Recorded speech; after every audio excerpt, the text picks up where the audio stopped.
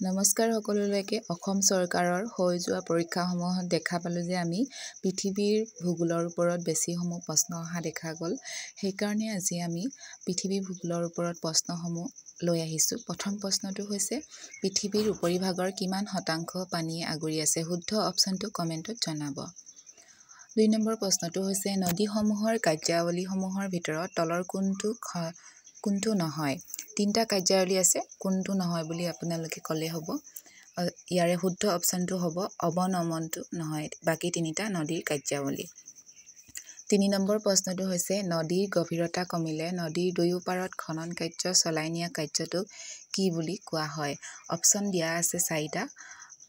তাৰে ভিতৰত শুদ্ধ অপশ্যনটো হ'ব অপশ্যন নম্বৰ 1 পাৰ্শ্ব খনন বুলি কোৱা হয় নদীৰ গভীৰতা কমিলে নদীৰ দুয়ো পাৰৰ খনন কাৰ্যটোক। 4 নম্বৰটো হৈছে নদীৰ বুকুৱেদি সোঁতে বগৰাই নিয়া পদাৰ্থবোৰক কি বুলি কোৱা হয়? অপশ্যন আছে বালিচৰ, প্লাৱনভূমি, পৰিবহণ আৰু বুকুৰ বোজা। অপশ্যন নম্বৰ 4টো শুদ্ধ হ'ব।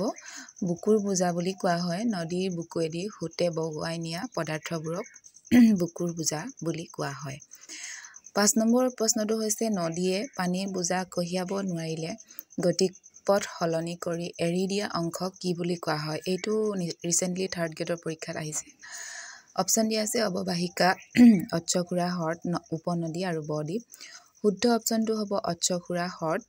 নদীয়ে পানীৰ বোজা কঢ়িয়াব নোৱাৰিলে গতিপথ সলনি কৰি দিয়া অংশক অশ্বক্ষুৰা হ্ৰদ বুলি জনা যায়। 6 নম্বৰ প্ৰশ্নটো হৈছে সাগৰত নৈয়ে জমা কৰা গেটসমূহৰ পৰা সৃষ্টি হোৱা দ্বীপক কি বুলি কোৱা হয়? অপশ্যন আছে প্ৰাকৃতিক বান্ধ, বালিয়াৰী, বদ্বীপ, প্লাৱনভূমি। শুদ্ধ অপশ্যনটো হ'ব বদ্বীপ। সাগৰত নৈয়ে জমা কৰা গেটসমূহৰ পৰা সৃষ্টি হোৱা দ্বীপক বদ্বীপ বুলি কোৱা হয়। 7 নম্বৰ প্ৰশ্নটো হৈছে হিমবাহসমূহ সাধাৰণতে ইংৰাজী আখৰৰ কি আকৃতিৰ দৰে হোৱা দেখা যায়? অপশ্যন দিয়া আছে ইউ, এ, জে আৰু ভি।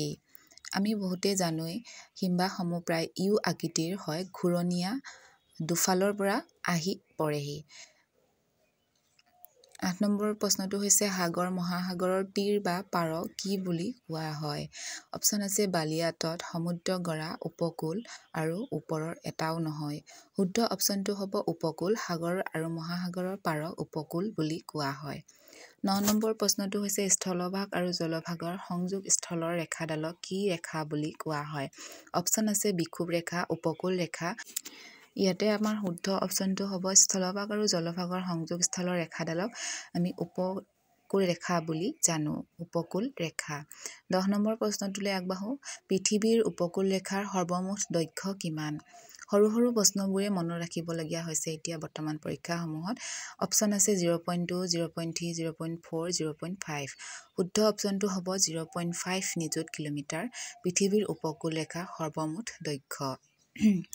যোৱাটো পৰীক্ষা যি হ'ল আপোনালোকে এতিয়া নেক্সট পৰীক্ষা আহি থকাটো ভাল কৰিবলৈ চেষ্টা কৰক আৰু যিসকলে অসম পুলিচ আৰু 4th গ্ৰেডৰ কাৰণে প্ৰিপেয়াৰ কৰি আছে তেওঁলোকৰ বাবে আমি উপযুক্ত ধৰণৰ ভিডিঅ' বনাবলৈ চেষ্টা কৰিছোঁ। ধন্যবাদ।